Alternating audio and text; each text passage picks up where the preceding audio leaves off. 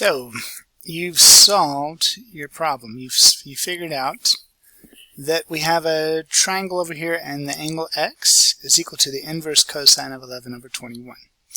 Now we did that by identifying that it was adjacent over hypotenuse and using the inverse function. But we come to Desmos and we're trying to figure out, well, I need to find the inverse cosine, and I only see this cosine.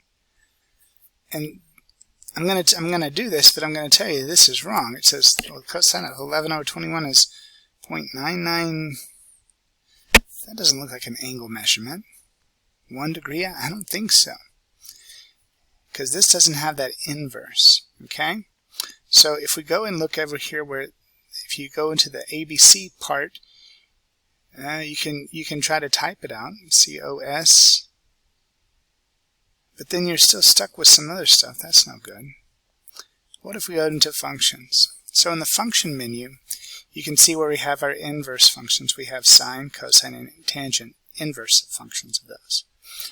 So I'd want to select inverse cosine for this one. And then go back to my main and put 11 divided by 21. And you'll see that my angle then shows up as 58.4 degrees. So if I want to do inverse sine, inverse cosine, inverse tangent, it's all right there. And that's how I get my measurement.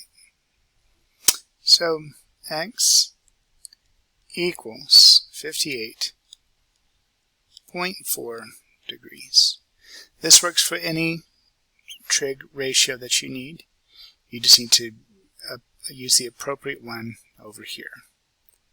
They're all there. It's in the func, short for function menu.